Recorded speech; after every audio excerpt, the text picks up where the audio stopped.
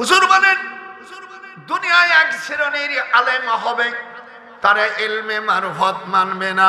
ওয়াদিউল ইলমি ইনদা গায়রি আহলিহি কা মুকাল্লাদিল খানাজির ওয়াল জাওহার ওয়াল উলু ওয়াল যাহাবা। অযোগ্য ব্যক্তির কাছে, অযোগ্য জাতির ব্যক্তি বংশের থেকে আলেম হলে তাদের কাছে এলেম রাখা মানে শুকরের গলায় মণিমুক্ত খচিত হার পরানো। রাসূল সাল্লাল্লাহু আলাইহি সাল্লাম বলছেন, যাদের মধ্যে ইলমে মারফত নাই, যাদের মধ্যে ইলমে মারফত নাই, যাদের মধ্যে আমল আকীদা নাই, সেই সকল লোক আলেম হলি তার কাছে ইলম রাখা মানে শুয়ারের গলায় মণিমুক্ত পরানো। এটা কোনো যদি হাদিস প্রমাণ না হয়, আমি নিজের জিহ্বা নিজে কাটে দেব। দেশের সকল উলামাদেরকে বলি, আপনারা হাদিসের মধ্যে রয়েছে ইবনে মাজার হাদিসের মধ্যে হুজুর বলেন, যারা নে কুপাত্রে এলেম রাখা, কুবংশে এলেম রাখে, তার কাছে এলেম রাখা মানে শুকুরের গলায় খচিত মুক্ত মালা রাখা। যেরকম নাউজুবিল্লাহ। আজকে এমন অশুনব জীবন আজ শোনেন নাই। হুজুর বলেন আন্নাহু রাআ কবরান নবী সাল্লাল্লাহু আলাইহি ওয়াসাল্লাম মুসান্নামা। তোমরা যখন কবর খুঁজবা তখন একটু উটির পিটির মতন উঁচু করো, আর ইহুদিদের কবরগুলো তোমরা ভাঙে দাও। যেরকম আল্লাহু আকবার। কবরটা হুজুর বলছে, আমি কবর দেখেছি সমর নবীকে যে একটু উঁচু থাকা। আল্লাহর কোরআন আমার হাতে, আমাকে বাইতুল মুকাদ্দাসে 182টা কবর আছে, সব কবরগুলো উটির কুচুর মতন। সেদিনকে আমি একদিনকে বলছি, তোমরা তো কবর অলিউল্লাহদের কবর ভাঙবা। তা দারুল উলুম দেওবন্দ মাদ্রাসার প্রতিষ্ঠাতা আবুল কাসেম নামতবি, আমিও তো 8 বছর দেওবন্দ পড়ছি, ওনার কবরটা অনেক উঁচু, আগড়ে ভাঙ। আর কথা মনে না করি একটারও জাতি দেব না, বললাম এগুলো দড়ি দেবান, এদের পেটন দেওয়া হবে। আর কথা না, আমি তুই দেওবন্ধ পড়ছি, কারণ আমার উস্তাদ অমনি একটা মারিয়ে দিয়েছি। তুই পড়িস না, তুই দেওবন্ধের কি জানিস? আমি 8 বছর দেওবন্ধ পড়ছি, আমি জামিউল আজহার মিশর বিশ্ববিদ্যালয় পড়ছি, আমি কোনোদিন আজহারি লিখি না, আমি দেওবন্ধে পড়ছি। তোরা দেওবন্ধে যাস নেই, তাই তোরা লেখিস কাছেমি। আবার তোরা কি করিলি, মাজার ভাঙ্গিয়া তোরা মন্দির পাহারা দিলি। হাত উঠ, হলো আস্ত পাপি, তোরা কি করিলি, ওলি আল্লাহর মাজার ভাঙ্গা মন্দির পাহারা দিলি। তোরা কি করিলি, কোরআন বাদ দিয়া মন্দিরে গিয়া গীতা পাঠ করিলি। হাত উঠ, যে হাত উঠবে না ও হলো ওই শয়তান জাতির গ্রুপের লোক। হাত উঠান যেরকম, তোরা কি করিলি, তোরা কি করিলি, আল্লাহর মসজিদে না যাইয়া তোরা মন্দির পাহারা দিলি। আপনারা কি কোরআন মানে? আল্লাহ রাব্বুল আলামিন যাকে জাতির পিতা ঘোষণা করেছে, উনি যেমন তেমন লোক না, উনি হলো ইব্রাহিম আলাইহিস সালাম। নাম শুনছেন? মিল্লাতা আবিকুম ইব্রাহিম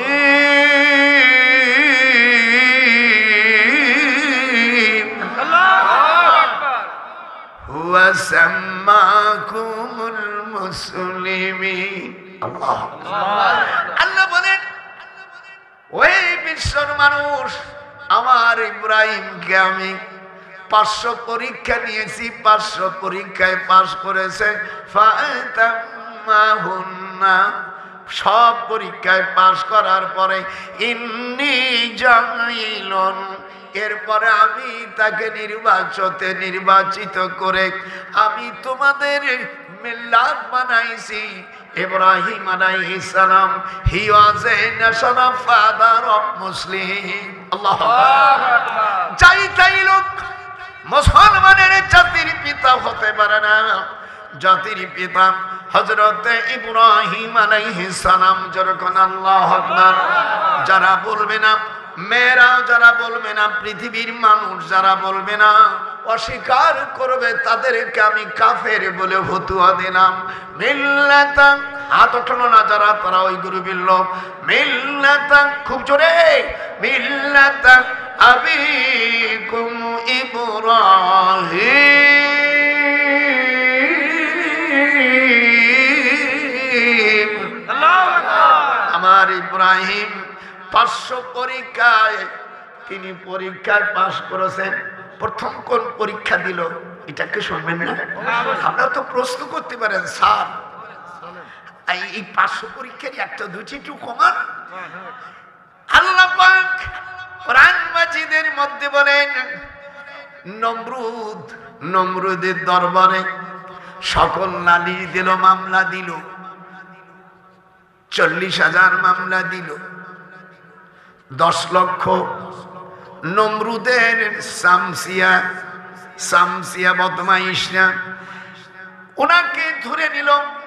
তখন বলল ইব্রাহিম নমরুদকে বলতেছে এতগুলো মূর্তিকে ভাঙছে। তখন বলে আপনি আমার আব্বার পার্লামেন্টের নমরুদের আমিয়া ধর্মমন্ত্রী কিন্তু আজর। ইব্রাহিম আলাইহিস সালাম লিমা তারকা আজারে খান্দাবাদ বাদশাহী চুখান ইব্রাহিম মরজা। আল্লাহ বলেন আমার ইব্রাহিমের 7 বছর বয়স। তখন নমরুদরে বলেন, স্যার আপনার সমস্ত মূর্তিগুলো ভাগ্যে ফেলছে, যেটা বড়টার কাছে জিজ্ঞেস করেন এইগুলোকে ভাঙছে কিন্তু ইব্রাহিম। আজ ওয়াজ চলে ফেলাই দেবো, আমি কন্টাক্ট বলেছি। ইব্রাহিম আলাইহিস সালাম নমরুদরি কি বলছে, এতগুলো মূর্তি কে ভাঙলো? ওই বড়টার কাছে জিজ্ঞাসা করেন। কোরআন শরীফের আয়াত কাকে তো কথা কয় না, যারা কে কথা কয় না, লা ইয়াসমাউ, যে কথা শুনতে পারে না, তাকে তোমরা কেন খোদা বলে মানো? আর আমি ওই খোদাকে আমি মানি যে খোদাকে আমি ডাক দিলি আমার কথা শোনে। নমরুদ বলে তাহলে বলো। তখন ইব্রাহিম আলাইহিস সালাম তখন আল্লাহর আয়াত পড়তেছে, ইন্নী ওয়াজ্জাহতু ওয়াজহিয়া লিল্লাযী ফাতারাস সামাওয়াতি ওয়াল আরদা হানিফা ওয়া মা আনা মিনাল মুশরিকিন।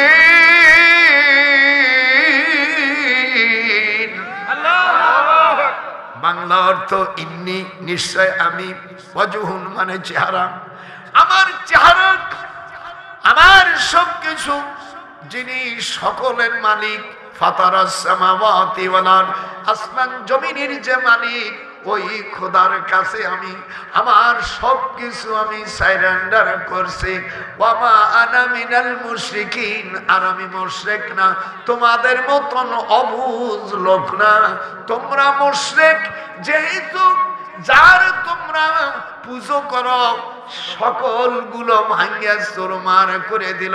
আল্লাহ বলেন আমার ইব্রাহিম ফাদরবাল ইয়ামিন, আমার ইব্রাহিম বাম হাত দিয়ে মারি নাই, ডান হাত দিয়ে মানুষের শক্তি বেশি থাকে।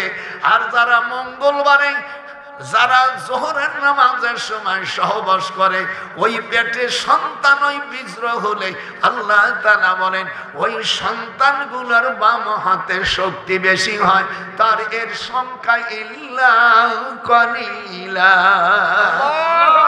মানুষ মানুষের দেখবেন দুই একটা হাত আছে, সকলে অধিকাংশ মানুষের ডান হাতে শক্তি। আর যারা মঙ্গলবারে দিনই যারা সহবাস করে ওই পেছনে বাচ্চা হলে আল্লাহ বলছেন বাম হাতে সেই ছেলে মেয়েদের একটু বাস হবে, তবে তারা বিপদে পড়ে যাবে। আরে ও রে কোথায় রে আমার দয়াল মুর্শিদি, একবার দেখা দে। এই ভিক্ষাগুলো আমি পরে উঠবো, এর মধ্যে দিলে এর ডাল ডাল খিচুড়ি হয়ে যাবে। গুলো একটু পরে রাখো, আগে ওয়াজ করে নেই মনের মতন। আমি সরকারকে বলবো 16ই ডিসেম্বর এদেশকে আমরা আমার মুক্তিযোদ্ধার 11 জন আগে আপনারা শুনছেন, আমি তাদের জন্য দোয়া করি। এদের নিয়ে বাংলাদেশ সরকার কোনো দোয়ার অনুষ্ঠান করে নেই। তো আমি কেবল হিন্দুস্তান থেকে আসছি, আজমির শরীফ থেকে। যেরকম কোথায় আজমির শরীফ থেকে আমি গত শুক্রবারে আমি ইন্ডিয়া একটা কমিটি করেছি, সেটা হলো সিদ্দিকিয়া আমিনিয়া অর্থাৎ আহলে সুন্নাতুল জামাত কমিটি। সেই দেশের ওলামারা অর্থাৎ সেই দেশের কিছু ইস্কানপন্থী লোকেরা তারা চাচ্ছে, তারা দাবি করছে যে 1000 বছর আগে ওদের শিবির নাকি জায়গা ছিল আজমির শরীফে, তাই সরকারের কাছে এই ঘরটাকে ভাঙ্গার জন্য বলেছে। আমি তার তীব্র নিন্দা করেছি, যারা যাবা তাদের চিপ্পে কেটে দেওয়া হবে। ইস্কান এর কিছু দুশ্চরিত্র অনুসারীরা বলছে, শুধু তাই নয়, এরা বলছে কাবা শরীফও ভাঙবে। আমি আল্লাহর কোরআন হাতে নিয়ে বলছি, এখনো আমরা পৃথিবীতে 100-200 কোটি মুসলমান আছি। একটু হাত উঠে দেখাইতে হবে। যারা হাত উঠবে না তারা আমি ওই ইস্কানের গ্রুপের লোক মনে করে নেব।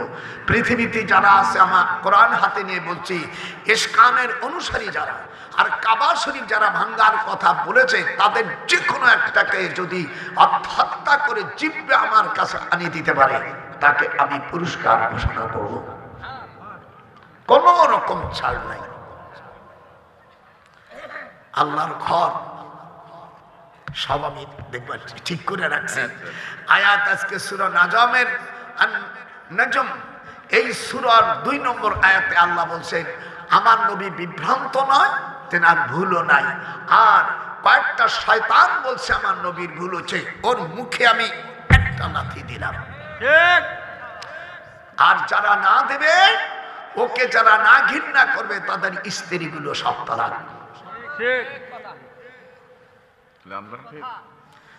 যারা ওকে সাপোর্ট করবে, আমার আল্লাহ রসুলের বিরুদ্ধে যে কথা বলছে, তাকে যে সাপোর্ট করবে, তার স্ত্রীগুলো বিনি তালাকে তালাক। হাত ওঠা।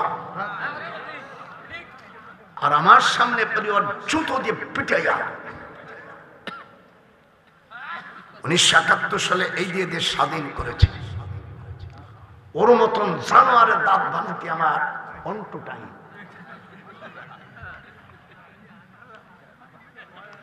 আপনাদের ভালো লাগতেছে না? বড় হতে পারে। আর কয়দিন ভাই থাকবো?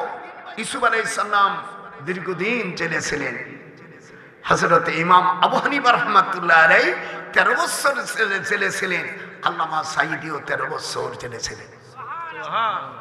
উনি দোয়া করছিলেন একদিন কাবা শরীফ বসে, মাওলানা আল্লাহ যেন আমার শাহাদাত নসিব করে। জোরে কোন আমিন। আমিন। আপনার অনেক বলেন হুজুর উনি মরল কেন? ওনার নিজের দোয়া কবুল হয়ে গেছে। আল্লাহ তাকে জান্নাত বাসী করুন। জোরে কোন আমিন। আমার কাবা শরীফের আল্লাহ বহুতবার একসঙ্গে ভাষ্যতে হজ করেছি। তিনি কে? বাংলাদেশের কোরআনের পাখি বলতে গেলে আল্লামা সাঈদীকে বিজয়। হাতটা উঠান। তোরা যে দলেই থেকে দল তো দেখছো করিয়া কিচ্ছু হবে না। কিয়ামতের ময়দানে আরো চমক দেব। কিয়ামতের ময়দানে অনুসারীরা নেতাদেরকে বলবে, তোমরা যা বলছিলে তাই শুনছিলাম। হরতাল করো, করছি। তোমার জন্য ভালাভালি করো, করছি। সব রকম অন্যায় করেছি। এখন নেতারা বলবে, বড় বড় নেতা, এমপি, মন্ত্রী, চেয়ারম্যান, মেম্বার, ওদেরকে বলবে তোমরা আমাদেরকে যা বলছিলে তাই শুনছিলাম। এখন তোমরা কেউ 1000 কোটি কোটি টাকা মারছো, 10 কোটি টাকা মারছো, 1 কেজিও যদি কম কোনো মেম্বার, চেয়ারম্যান, কোনো এমপি, মন্ত্রী খায় থাকে, এর জন্য দোষী হলেই যারা ভোট দেছে এরা ওই অপরাধীর সাথে সামিল হয়ে যাবে। ওরা কি বলবে? এই জনগণ, কোরআন শরীফের মধ্যে রাজনীতি আছে, সব আছে। সূরা ইব্রাহিমের 20 নম্বর আয়াতে আল্লাহ বলেন, ওয়া বারাজুলিল্লাহি জামিয়া। সারা পৃথিবীর কোন মানুষ যদি এটা অস্বীকার করে সে কাফেরের বাচ্চা হবে। আল্লাহ বলেন সূরা ইব্রাহিমের 20 নম্বর আয়াতে, নেতাদেরকে বলবে তোমাদেরকে আমরা নেতা বানাইছিলাম, ভোট দিয়েছিলাম, এবার তোমরা গম খাইছো, টাকা খাইছো, টাকা পাচার করছো, দোষী হইয়া তোমরা দোষী হইলা। আমরাও খাই নাই, তুই নাই, খাইলাম না, সইলাম না, নেতারা আমরা দোষের ভাগী হইলাম। আমাদের এখন বাঁচাও, এই দিক তাকান, এখন আমাদের বাঁচাও। তখন নেতারা বুড়ো নখ দেখাই দেবে, কলু লাউ হাদানাল্লাহ, হাত দুটো নালে করুণ হবে, নয় ক্যান্সার হবে। কলু লাউ হাদানাল্লাহ, নেতারা বলবে আমরা নিজেরাই ধরা পড়ে গেছিস, তোরা আমাদের মতন শয়তান অযোগ্য লোককে কেন তোরা নেতা বানাইছিলি? আজ আমরা যে জাহান্নামে যাব, আজ না আম সাবারনা মালানো মিন মাহিস। এটাকে আমার কথা না, কোরআনের কথা। হাত উঠা, হাত উঠা, হাত উঠা। কার কথা? অনুসারীরা বলবে তোদেরকে আমরা নেতা বানাইছিলাম, তোরা যে জম্মের খাবার খাবি, আর সেই দোষে আমরা দোষী হয়ে গেছি। তখন নেতারা বুড়ো নখ দেখাই দেবে, ফাহাল আনতুম মগুনুন। এই বক্তারা এগুলো পাবে কোয়ান্নতে, লেখাপড়া নাই। সেদিনকে এক বদমাইশ, এক বক্তা, নাম বলবো না, বলছে যে ইসি নামাজ পড়লি জান্নাতে যাওয়া যাবে, এমন কথা কোরআনে নয়। মনে ওটা জালত সন্তান শালা। কোরআন শরীফের মধ্যে আল্লাহ রাব্বুল আলামিন কোরআন মাজিদের মধ্যে বলেন, জান্নাতে যারা নামাজ পড়বে, হাদিস শরীফের মধ্যে আছে মান সাল্লাল বারদাইন, যারা ফজর এবং আসরের ঠান্ডার সময় নামাজ পড়বে, আল্লাহর রাসূল বলছেন তারা জান্নাতি। যারা 12 রাকাত সুন্নাতে সুন্নাতে মুআক্কাদা, ফজরের 2 রাকাত, যোহরের প্রথম 4, পরে যোহরের নামাজের পরে 2, মাগরিবের নামাজের পরে 2, ঈশার নামাজের পরে 2, ইসলাম যারা এই 12 রাকাত নামাজ পড়বে, আল্লাহর রাসূল বলছে তাদের জন্য আল্লাহ জান্নাতে ঘর করে দেবে। ওই মূর্খ জাত, ওই বক্তা বদমাইশ, সে বলছে নামাজ পড়লে জান্নাতে যাবি, কোথায় পাও নাই? তুমি তো লেখাও পড়া জানো না, চুরি করে লেখাপড়া শিখছো বদমাইশ, তোকে জুতো দিয়ে পিঠানো দরকার।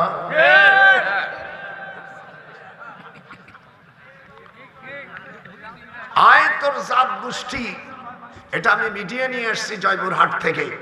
তোরা এই কথা বলবি যে না আমি এইটে দেব, সাথে সাথে ইউটিউবে চলে যাবে। এই সমস্ত বদমাইশ জাতগুলোকে এই দেশ থেকে তাড়িয়ে 1971 সালে এই শয়তানগুলো তো আমার সামনে পড়লে এমনি শেষ করে দিতাম। বদমাইশ, কোন রকম ছাড় দেব না, দাওয়াত দাও, আল্লাহ দাও, বুড়ো কালে অসুবিধা নেই।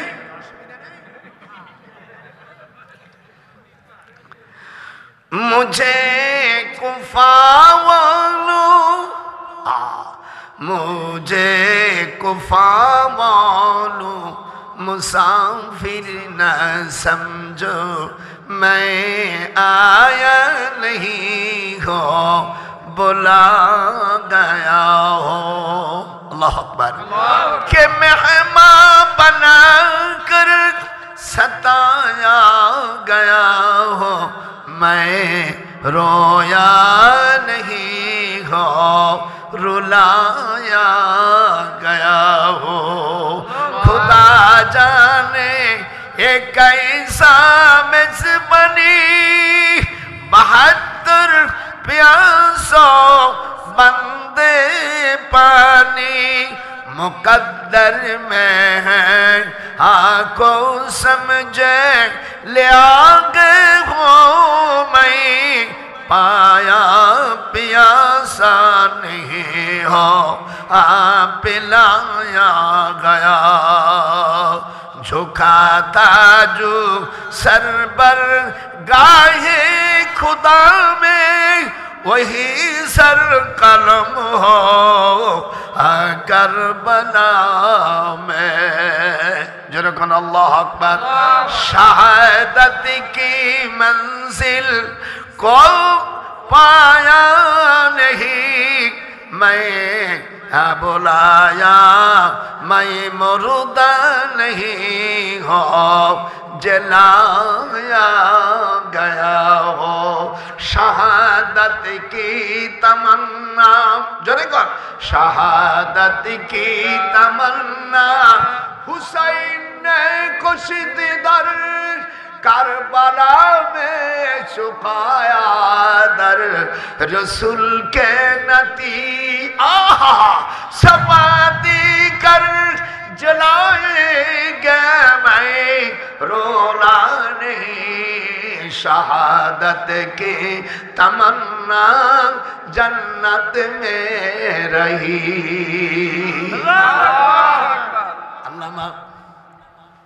अल्लामा इकबाल रहमतुल्लाह अलैहि इमाम हुसैन সম্পর্কে বললেন সত্য বলে যাও।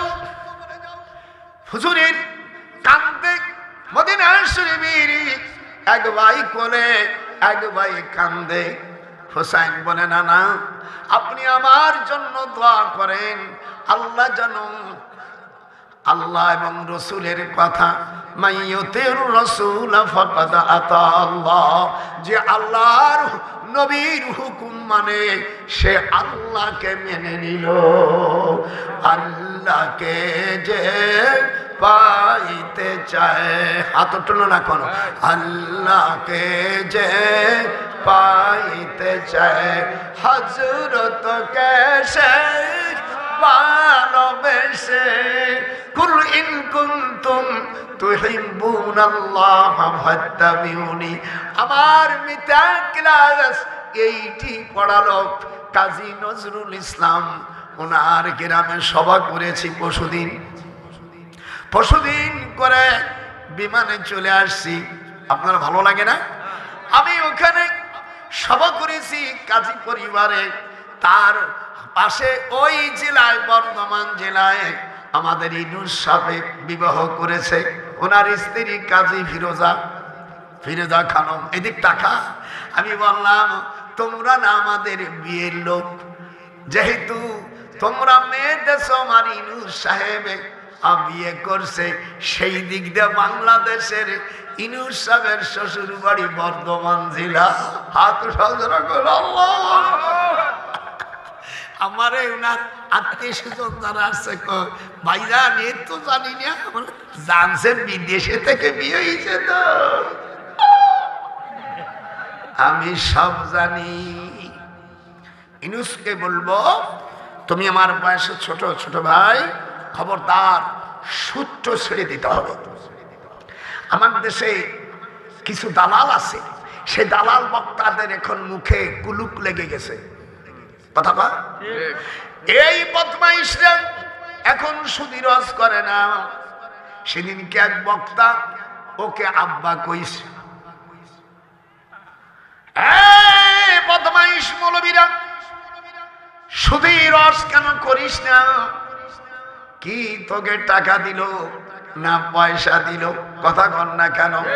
আমাকে জিজ্ঞেস করেছে দিল্লিতে সব সাংবাদিকরা, বলছে স্যার আপনি এখানে ইউনিভার্সিটির শিক্ষক ছিলেন, দয়া করে নারী নেতৃত্ব কি জায়েজ আছে?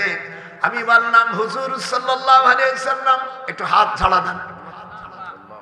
হুজুর সাল্লাল্লাহু আলাইহি সাল্লাম উনি তাবলীগের আয়াত যখন নাযিল হয় তখন আল্লাহ পাক এই আয়াত নাযিল করে দিলেন, ইয়া আইয়ুহার রাসূল বাল্লিগ মা উনজিলা ইলাইকা মির রাব্বিক।